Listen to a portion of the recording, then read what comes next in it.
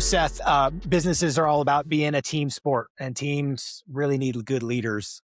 I'd love to hear from you just how you think about leadership and how you can help entrepreneurs become better leaders. There's this whole mythology around leadership that's hooked up to this idea of management.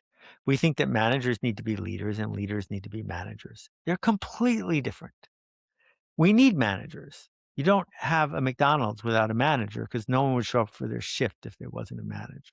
The manager uses power and authority to get people to do what they did yesterday, but just a little bit better. And odds are you are managing someone or several someone in your organization. And when you're managing, you get to say, because I said so. And you need to be very clear about what you want and how it needs to be done. And you're making a promise that it's going to work. That's unrelated to leadership. Leadership says, I'm going over there. Who wants to come? Leadership is voluntary, and leadership is both optional and not guaranteed. I don't know what's going to happen tomorrow, but I'm going to lead us into that space. And it takes a different kind of attitude and a lot of guts to lead. Most small businesses don't have leaders.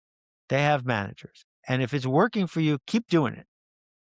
But if you're waiting for authority to lead, you're going to wait forever because there is no connection between authority and leadership. It's simply caring enough to show up, regardless of how many people report to you, because you can't order people to follow you when you are leading. What you have to do is create the conditions and tell a story that makes people want to go where you are going. And big companies have all these really, really well-paid managers, and some of them have tricked themselves into believing they're leaders, but they lack the guts, the wherewithal, and the commitment to actually lead. The thing that you were mentioning just a second ago about enrollment, I would anticipate that what you're saying is that the people that start to follow you and they enroll, is that what you meant? Well, yeah, so enrollment works in a lot of different ways. So let's begin with The Wizard of Oz, because I've made it this far without talking about The Wizard of Oz. Um, Dorothy wants to get back to Kansas. When she goes to the Lion and the Tin Man and the Scarecrow, she doesn't say, I really need your help to get back to Kansas. I want to get back to Kansas. Please help me. What she says is, the wizard will help you. If we can enroll together to go to Oz, I don't have to keep persuading you that we need to go to Oz. You've already decided that you want to go.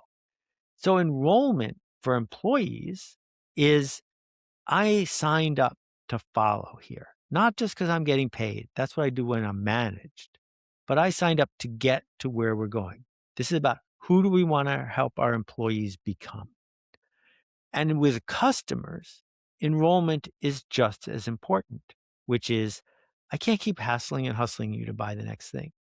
But if a software company comes out with an upgrade that helps me get my work done, they don't have to sell it to me. I'm going to buy it because I'm already enrolled in that journey. So what we seek is not occasional compliance. What we seek is eager enrollment in the journey. Who do you want to help your employees become? Who are your customers hoping to become? If you can be clear about that, then the strategy will become obvious. You were talking just a second ago about sort of this difference between manager and leader. Say somebody heard what it is that you just said, and they're like, I'm in the box of manager and think that I'm leading. And it's not as easy as flipping a switch. I get Right. that. And I'm going to ask you something that's like, Seth, what, what's the switch? But what are some of the things that people that believe they're leading and they're managing, what are some of the shifts that could happen to move them into the moments of leadership that they really need where they don't, Yeah. it's not just the manager. Right. So when I talk to big shot corporate people, they say, well, I'm willing to lead if you're going to promise it's going to work. And I'm like, yeah, that's not the point. So we begin in the small, as small as you can. A weekly book club that's optional.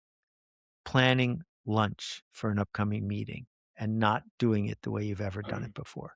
Tiny little steps that if they fail, no big deal. Tiny steps that no one is required to follow you on, putting you on the hook to become the kind of person that invites enrollment. And there's so many ways to do this. You need no authority. When I was 23 at Spinnaker Software, I had 0 people working for me. There were 30 people in the company, and I was handed a new brand. I had no engineers. So I started a newsletter, a desktop published newsletter every 3 days, printed on yellow paper and distributed in those little slots in people's mailboxes. And I started mentioning the people I saw in the organization who were doing cool stuff. I didn't do it to manipulate them. I did it to celebrate them. But within 3 days, people started telling me things that they had done so they would be in the newsletter. And within 2 weeks, I had 3 of the engineers volunteering to work on my work.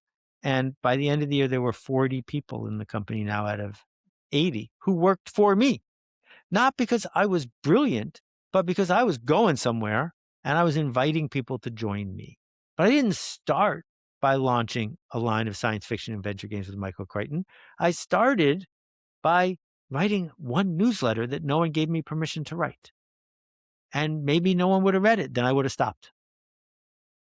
Getting people to work for you that don't report to you Yeah. is a big challenge that anybody aspiring to be in leadership really is going to face. Seth, it means a lot again that you shared a lot of your insights with us, and thanks for helping us really learn how to be better leaders and the difference between management and leadership. Oh, thank you. Keep making a ruckus.